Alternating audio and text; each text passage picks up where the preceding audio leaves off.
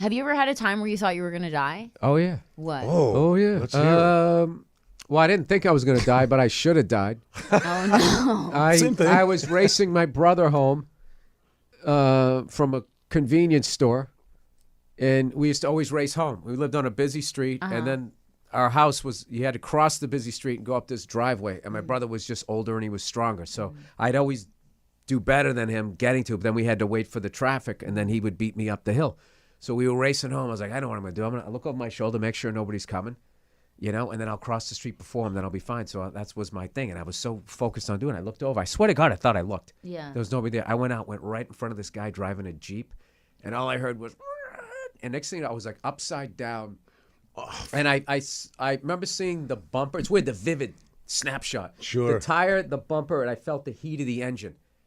And then it was just knocked out. And I woke up like, I don't know how much longer later, but I was laying across the double lines. And so I got up. My bike was all mad. I wish I had video of it. How the fuck I didn't go underneath it. And I got up and I ran to the sidewalk. And like the biggest guy you ever saw in your life got out of this Jeep just crying like, oh my God. I killed a kid. Yeah. And he came up to me and he was like holding me up and shit. And I was going, I'm sorry. Because I was just thinking my dad's going to kill me because my bike was all fucked up. The guy's like, I'll buy you a new bike. Oh, I'm so sorry. You just came out. And I was just like, and all I remember was that happened on a Wednesday because the doctor said I didn't have to go to school for the next 2 days. So I didn't have to fake sleep. And all it was like, I got hit right in the temple. And if you bite down in your back teeth, that thing goes in and out. Yeah. So it hurt to chew. So I had to eat with a little spoon for like 2 days. But I didn't have to fake sick. So it was kind of How cool. did you not And I got a 4-day weekend out of it. Nice. Did you get broken bones or anything? No, I got hit in the head. And then what was hilarious was the ambulance showed up. And there was a shit hospital near us. So my mother's like, yeah, he's not going to that hospital. And she sent him away. And then I took a cab in town to Children's Hospital, which is one of the best ones ever in Boston. So we went into there. And the whole time she wouldn't let me go to sleep because she knew I had like Concussion. Well, she didn't know what was going on. So she was just like, stay awake. And I'm like, I just want to go to sleep. Yeah. I'm tired. I got hit by a bus. Yeah. And then there was another time, the first time and only time I ever went skydiving. Oh my Yeah. God. You went skydiving? He likes skydiving. Yeah. I'm never going to do it. It was a static line jump, so you're hooked up to the thing. So you don't have to pull the chute. And it was a 1-day course. And the command was sit in the door, get out, go. So when you got out, I still remember how to do it, right? They had a little fucking square plate, like for you to stand on over the wheel. It's like a little Cessna, fucking. Yeah. Right? Piece of so shit. you fucking stood like this. Like this. It was like sit in the door, get out, like this, and then he hits you, go. And then you were supposed to go like. Yeah. It was arc 1,000, 2 1,000, 3 1,000. Look, if nothing, look, reach, pull. Yeah. Because if you didn't look down, you'd be like flailing like that, Yeah. right? So, 1-day training, he goes, go. First of all, when he said sit in the door, I thought he was saying close the door. So I was trying to close it. And he was just sort of smiling at me like, what the fuck are you doing? Then I finally got out there and he goes, go. And I let go. And I don't know. I tried to like grab for something. And I started doing front flips as my chute was coming out. Dude. And I felt it go by my leg. And I was like, oh my God, I'm dead. I'm going to be like a fruit roll up in this thing. And I'm not going to be able to pull the thing.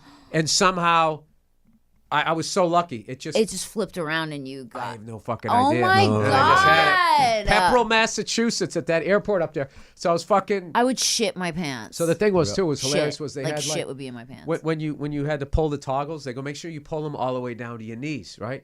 So there was this big girl in class and she could fucking get him over. She landed across the street in a pile of loom, like dislocated her knee. I mean, it was like he had us watch this whole video. And then in the end of this whole thing, you had to sign anything that you wouldn't sue them if you died and shit. What? So, Yeah, it's a full-on release. They're not responsible for shit. You sign a thing saying if you die, they're yeah, not. but you can still sue them. It's bullshit. It's like a fucking prenup. They can still get your house. That's all bullshit. Dude, Dead. I had a similar experience. It was my second time. It was on my birthday. My buddy got me the things. Like, come on, man, fucking go for your birthday. I'm like, all right, dope. It's just the second time, so I know what's going on. I know what to expect. And it's tandem.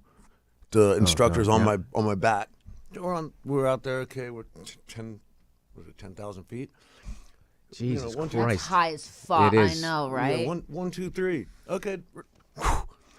Like, and the best feeling in the world, right? When you just like you feel like you're flying. Like, No, it was not fun because mine was I was doing front flips. And then the second it was over, Yeah. when the chute was out, you just felt you couldn't tell you were moving. When the chute's out, you feel like you're just sitting there in the air. Ew. And it's not until the tree line starts coming, like, oh fuck, we're really moving. And Yeah, it's just So face plant. not worth it. Not worth it. I think that what he did, and you go with somebody else. That's better. Yeah. Yeah, free falling. I'm like, this is fucking insane. And all of a sudden, the one thing you never want to hear from your instructor who's fastened to you on your back is fuck. And I look like this, and the fucking chute's out, but the lines are all fucked up. And I see him. He's got the lines, and he's fucking yanking on them like this. And I'm like, oh my God, we're gonna fuck. This is it. Yeah. And at that moment, I was like, Is there anything I can do? Can I? Can I shake my shoulders and make that shit happen? Yeah. dude. And at that moment, I was scared as fuck. And then a couple seconds later, I just went, you know what? This is it. I'm going to just fucking enjoy this all the way down till I get just whoosh on the ground. You have such a great I was just mentality. like, I'm just going to maybe this is it. Maybe this is the time.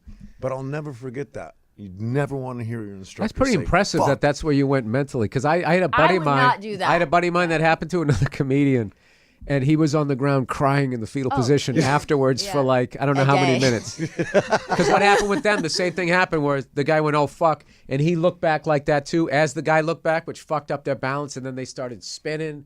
He the whole thing. And the guy finally was able to pull the reserve chute. Oh, my God. I have way too I much remember a buddy anxiety of mine for who that. passed away, Patrice O'Neill, funniest dude ever. He teased him so fucking bad because he was telling the story and we were all listening. He was on the ground crying. And he's just like, you fucking bitch. And he just started trashing him and shit.